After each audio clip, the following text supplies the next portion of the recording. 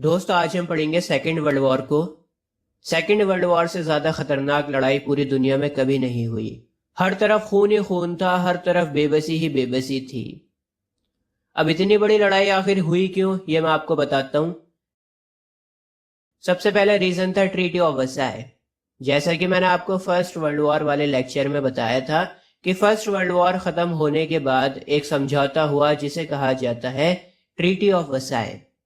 और इसी ट्रीटी के तहत जर्मनी से ये कहा गया था कि भैया वर्ल्ड वॉर तुम्हारी वजह से ही हुआ है, और क्योंकि वर्ल्ड वॉर तुम्हारी वजह से हुआ है इसीलिए भरपाई भी तुम ही करोगे। फर्स्ट वर्ल्ड वॉर में अलाइज पावर जीत गई थी, मैंने आपको बताया था। तो अलाइज पावर ने जर्मनी से ये कहा था कि हमें पैसा दो, हमें कोयला दो, हमें पानी के जहाज दो, हमें अपनी कॉलोनीज को दो। लेकिन जब हिटलर जर्मनी का बादशाह बना तो हिटलर ने ट्रीटी ऑफ वर्साई को मानने से मना कर दिया था। उसने फाड़ कर फेंक दिया था और कहा था कि मैं नहीं मानता किसी ट्रीटी व्रीटी को, तुम्हें जो करना है करो। ये सब मैं आपको राइज ऑफ डिक्टेटरशिप वाले लेक्चर में बता चुका हूँ। दोस्तों ये नोट्स हैं, बहुत आसान लैंग्वेज में लिखा हुआ है, आप चाहें तो वीडियो को पॉज करके नोट कर सकते हैं। अगला कॉज है फासिज्म और नाजिज्म का। फासिज्म था इटली में, नाजिज्म था जर्मनी में। इटली ने यह कहा था कि भैया मैं वर्ल्ड वॉर जीता हूं, मुझे ट्रीटी ऑफ वर्साई के तहत बेनिफिट मिलना चाहिए था, पैसा मिलना चाहिए था, पानी के जहाज मिलने चाहिए थे, कॉलोनीज मिलनी चाहिए थी, कोयला मिलना चाहिए था। लेकिन मुझे क्या मिला? बाबा जी का ठुल्लू। इटली का ये मानना था, इटली बड़ा नाराज था। उसने ये कहा था कि अगर मैं वर्ल्ड वॉर को जीता हूं, फर्स्ट वर्ल्ड वॉर की बात हो रही है, तो इटली ने यह कहा था कि अगर मैं फर्स्ट वर्ल्ड वॉर को जीता हूं तो मुझे उसका बेनिफिट मिलना चाहिए था, लेकिन मुझे कोई भी बेनिफिट नहीं मिला। और ये हमारे साथ धोखा हुआ है, ट्रीटी ऑफ वर्साई में हमारे साथ धोखा हुआ है, हमारे साथ चीटिंग हुई है। और इटली का डिक्टेटर बना मुसोलिनी। मुसोलिनी ने अपनी मनमानी करना शुरू कर दी थी। एक जगह थी अब्सीनिया, इटली ने अब्सीनिया के ऊपर अटैक कर दिया था, उसके ऊपर कब्जा कर लिया था। मैंने आपको बताया था राइज ऑफ डिक्टेटरशिप वाले लेक्चर में, इटली और जर्मनी दोनों देश बहुत ज्यादा कॉलोनीज बनाना चाहते हैं ताकि ये ज्यादा से ज्यादा ताकतवर बन सके। दूसरी तरफ थे हमारे हिटलर भाई साहब। अब देखो ट्रीटी ऑफ वर्साई में यह कहा गया था कि जर्मनी एक लिमिट तक अपनी ताकत को बढ़ा सकती है। 1 लाख से ज्यादा सोल्जर्स को नहीं रख सकती है, नेवी में 15,000 से ज्यादा लोग नहीं रहेंगे, 24 से ज्यादा शिप्स नहीं होंगे, एयरफोर्स और सबमरीन तो आप रख ही नहीं सकते हो। अब हिटलर को आया बड़ा गुस्सा, उसने कहा कि हमारा देश है, हम जितने मर्जी सिपाही रखें, जितने मर्जी हथियार रखें, तुम होते कौन हो हमें बताने वाले। और हिटलर ने बड़े पैमाने पर फौज को बढ़ाया, हथियार को बढ़ाया, एयरफोर्स को रखा, सबमरीन को रखा, और इस तरह हिटलर ने ट्रीटी ऑफ वर्साई की धज्जियों को उड़ा दिया। तो देखा आपने, इटली और जर्मनी दोनों देश अपनी मनमानी कर रहे थे। मैंने आपके लिए नोट्स को लिखा है बहुत आसान लैंग्वेज में, आप वीडियो को पॉज करके पढ़ सकते हो। आगे बढ़ते हैं। अगला कॉज है पॉलिसी ऑफ अपीजमेंट। मैं आपको एक एग्जाम्पल से समझाता हूं। मान लो आपकी क्लास में एक बड़ा बदमाश बच्चा है, बच्चों को परेशान करता रहता है। अब आपको अपना करियर बनाना है, पढ़ाई के ऊपर ध्यान लगाना है, कुछ जिंदगी में बनना है आगे चलकर। तो आप कहते हो चलो यार इसको जो दादागिरी करनी है करने दो, मैं इसकी 1-2 बातें मान लूंगा, थोड़ा सा झुक जाऊंगा इसके आगे। तो वो जो बदमाश लड़का है ना, वो और ज्यादा बदमाशी करने लगता है। वो ये समझने लगता है कि आप कमजोर हो और इसीलिए झुक रहे हो। तो जब आप एक बात मानते हो तो वो दूसरी बदमाशी करता है, 2 बात मानते हो तो वो तीसरी बदमाशी करने लगता है। बात आ रही है समझ में? आप जितना झुक रहे हो वो उतना ज्यादा बदमाशी कर रहा है। आप तो इसलिए उसको इग्नोर करना चाहते हो क्योंकि आप लड़ाई झगड़ा नहीं करना चाहते हो, आप अपने करियर के ऊपर फोकस करना चाहते हो। तो यही है पॉलिसी ऑफ अपीजमेंट।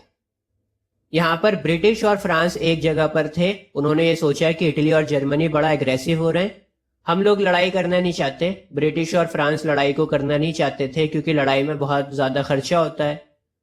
तो इन्होंने कहा कि हम थोड़ा सा झुक जाते हैं इनके आगे, इनकी 1-2 बातों को मान लेते हैं, लड़ाई होगी तो बड़ा नुकसान होगा। लेकिन इटली और जर्मनी ये समझने लगे कि ब्रिटेन और फ्रांस कमजोर हैं और इसीलिए उनकी बातों को मान रहे हैं, उनके आगे झुक रहे हैं। और जर्मनी और इटली और भी ज्यादा दादागिरी करना शुरू कर देते हैं। ब्रिटेन और फ्रांस ने सोचा था कि ये लोग शांत हो जाएंगे, सबका फायदा हो जाएगा, लेकिन पॉलिसी ऑफ अपीजमेंट में फायदे की जगह उल्टा नुकसान हो गया क्योंकि जर्मनी और इटली और ज्यादा दादागिरी करने लगे। मैंने नोट्स को लिखा है, आप चाहें तो वीडियो को पॉज करके पढ़ सकते हैं। अगला कॉज है जैपनीज इन्वेजन ऑफ चाइना। देखिए, मैंने आपको बताया था कि फर्स्ट वर्ल्ड वॉर के बाद लीग ऑफ नेशंस को बनाया गया था ताकि पूरी दुनिया में इस तरह की लड़ाई दोबारा ना हो सके। और मैंने आपको ये भी बताया था कि लीग ऑफ नेशंस बहुत ज़्यादा कमज़ोर है, उसकी कोई नहीं सुनता है दुनिया में। तो हुआ क्या, जापान ने चाइना पर हमला कर दिया और चाइना में एक जगह है मंचूरिया, वहां पर जापान ने कब्जा कर लिया और वहां पर जापान ने अपनी गवर्नमेंट को सेटअप कर दिया। अब देखो, यहां पर ब्रिटेन और फ्रांस ने अपनी पॉलिटिक्स खेली। ब्रिटेन और फ्रांस ये चाहते थे कि जापान की चाइना से लड़ाई हो ताकि चाइना कमजोर हो जाए, और इसीलिए ब्रिटेन और फ्रांस ने कोई आवाज नहीं उठाई, क्योंकि ये लोग चाहते थे कि लड़ाई आगे बढ़े और चाइना का नुकसान हो ताकि चाइना कमजोर हो जाए। तो लीग ऑफ नेशंस भी कुछ नहीं कर पाया। लीग ऑफ नेशंस ने कहा जापान से कि भाई आप ऐसे अटैक नहीं कर सकते, इन्वेजन नहीं कर सकते आप, लेकिन जापान ने सुनी ही नहीं उसकी।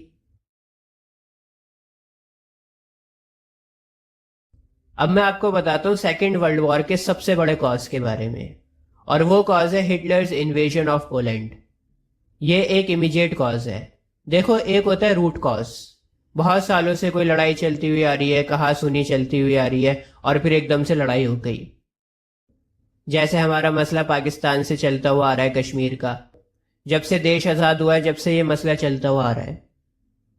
लेकिन कुछ कॉजेज ऐसी होती हैं जो इमीडिएट होती है, और इमीडिएट कॉज में इंस्टेंट रिजल्ट आता है।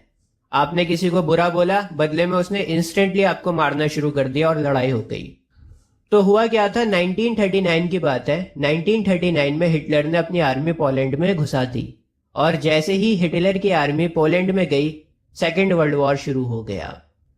अब सवाल यह है कि पोलैंड में ही क्यों इन्वेजन किया था हिटलर ने। देखिए, पहला रीजन है treaty of Versailles. Treaty of Versailles के तहत जर्मनी ने अपने काफी एरिया को खो दिया था। अब जर्मनी ये चाहता था कि उसको अपना एरिया वापस मिले, जो उसकी जमीन है उसको वापस मिले, और इसीलिए उसने पोलैंड के ऊपर हमला कर दिया। आप मैप में देख सकते हैं, जर्मनी और पोलैंड दोनों आपस में मिली हुई कंट्रीज हैं। दूसरा रीजन ये था कि जर्मनी ने यह कहा कि पोलैंड जर्मन्स के साथ में काफी जुल्म कर रहा है, उनको मार रहा है जर्मन्स को, क्योंकि मैंने आपको बताया था कि काफी हिस्सा जर्मनी का पोलैंड के पास में था। तो जर्मनी कहता है कि भाई मेरे जो सिटीजन है उनको नुकसान पहुंचा रहा है पोलैंड। अब देखो, 1 सितंबर 1939 में जब हिटलर ने अपनी आर्मी को पोलैंड में दौड़ाया, तो ब्रिटेन और फ्रांस ने हिटलर को धमकी दे दी। अब हिटलर बड़ा सनखी इंसान था, उसको धमकी मिली, उसका और ज्यादा दिमाग खराब हो गया। उसने धमकी के बदले फ्रांस पर ही हमला कर दिया। जब फ्रांस पर हमला हुआ तो 3 सितंबर को ब्रिटेन और फ्रांस दोनों ने मिलकर जर्मनी के ऊपर अटैक कर दिया, और इस तरह से पोलैंड में इन्वेजन की वजह से सेकेंड वर्ल्ड वॉर शुरू हो गया। जब जर्मनी के ऊपर हमला हुआ तो जर्मनी, इटली, जापान, इन तीनों ने मिलकर अपना एक ग्रुप बनाया जिसे कहा गया एक्सिस पावर्स। एक्सिस पावर्स के काउंटर में एक ग्रुप बनाया गया जिसमें थे फ्रांस, ब्रिटेन, अमेरिका और सोवियत यूनियन। सोवियत यूनियन एक ग्रुप था कंट्रीज का, और इस ग्रुप का हेड था रशिया। मैं अमेरिका और सोवियत यूनियन के ऊपर बाद में आऊंगा। तो आप सोवियत यूनियन को रशिया मान सकते हैं। तो इनके ग्रुप को कहा गया अलाइज। अलाइज को अलाइड पावर्स भी कहा जाता है। दोस्तों, सबसे ज्यादा तहलका जर्मनी ने मचा रखा था। Norway, Denmark, Holland, Belgium, France, सब पर जर्मनी ने कब्जा कर लिया। बहुत एग्रेसिव था जर्मनी उस टाइम पर, लेकिन उसकी ताकत ही उसकी कमजोरी बन गई। हिटलर की सबसे बड़ी गलती ये थी कि वो सब जगह घुस रहा था। हॉलैंड में भी घुस गया, नॉर्वे, डेनमार्क, बेल्जियम, फ्रांस, सबसे लड़ रहा है। और फिर सबसे बड़ी गलती उसने ये करी कि जून 1941 में रशिया में घुस गया। देखिए, रशिया एरिया वाइज पूरी दुनिया का सबसे बड़ा देश है, और जब एरिया बड़ा है तो आपको आर्मी भी उसी हिसाब से चाहिए होती है। अब रशिया का टेम्परेचर पहाड़ी इलाकों में बड़ा खतरनाक है, और जब जर्मनी के सोल्जर्स घुसे थे रशिया में, उस टाइम रशिया का टेम्परेचर था -40 डिग्री। सोच कर देखिए, -40 डिग्री। अब जर्मनी के टैंक्स वगैरह जाम हो गए, डीजल के इंजन थे ठप हो गए, सोल्जर्स का खून जमने लगा। भाई, इतनी ठंड में लड़ाई करें तो करें कैसे, खून जमने लगा सोल्जर्स का। और जब रशिया ने काउंटर अटैक किया ना, सोवियत यूनियन का मतलब है रशिया, तो जब रशिया ने बड़ी ताकत के साथ में काउंटर अटैक किया तो जर्मनी रशिया के काउंटर अटैक को संभाल नहीं पाया। सोवियत यूनियन अपने आप में एक बहुत बड़ी ताकत थी। अब जर्मनी फंस चुका था। एक तरफ से तो अमेरिका और ब्रिटेन पीछे पड़ गए थे जर्मनी के, और दूसरी तरफ से अटैक हो रहा था सोवियत यूनियन का। अमेरिका बाद में आया था लड़ाई में। अमेरिका कैसे आया था सेकेंड वर्ल्ड वॉर में, मैं आपको बताऊंगा अभी। सबसे पहले हम लोग जर्मनी के किस्से को खत्म करते हैं। तो हिटलर के ऊपर चौतरफा हमला हो रहा था और वो फंस चुका था, और हिटलर ने फाइनली अपनी वाइफ के साथ में सुसाइड कर ली थी। अच्छा, हिटलर ने सुसाइड करने से पहले एक कागज पर लिखा था कि उसकी डेड बॉडी को पेट्रोल छिड़क कर जला दिया जाए।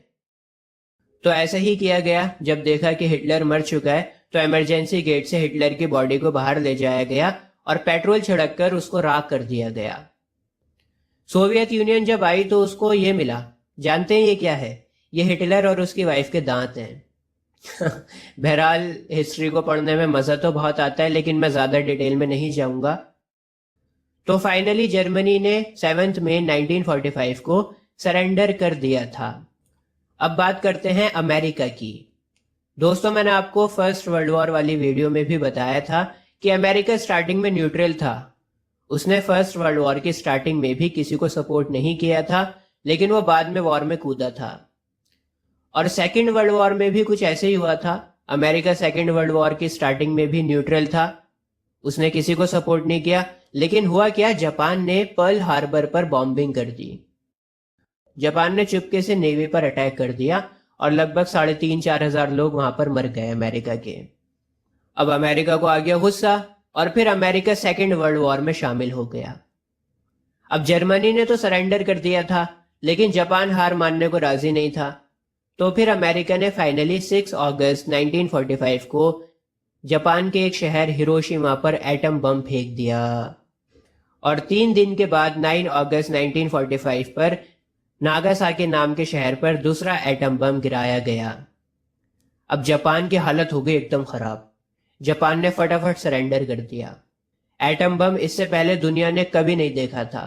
जब बॉम्ब फटा था ना, तो वहां का टेम्परेचर अचानक से 4000 डिग्री चला गया था।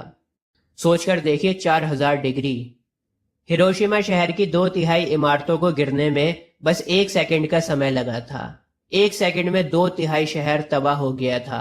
1 सेकंड में 80,000 से ज्यादा लोग मर चुके थे। सोचकर देखिए कितना खतरनाक मंजर होगा।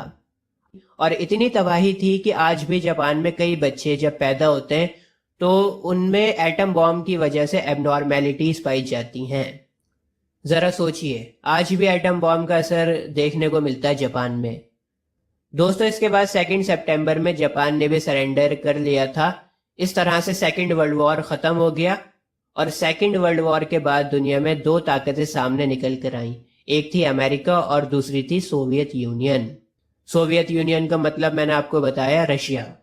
अब आने वाले लेक्चर्स में मैं आपको बताऊंगा कि सेकेंड वर्ल्ड वॉर के बाद में क्या हुआ, किस तरह से यूनाइटेड नेशंस बना, नॉन अलाइंड मूवमेंट के बारे में हम लोग पढ़ेंगे।